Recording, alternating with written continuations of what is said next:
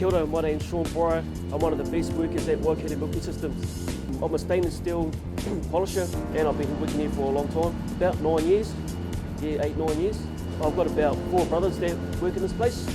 My cousins work here, so it's sort of family, sort of family thing where you can come to work and see your family every day, at the same time getting paid for something you enjoy. I'm a stainless steel polisher, so it means that I'm the first on the line and I'm the last on the chain.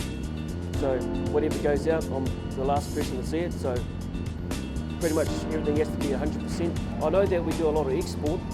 I mean, when I first started, I think we were just doing New Zealand and we were just sort of getting into the export.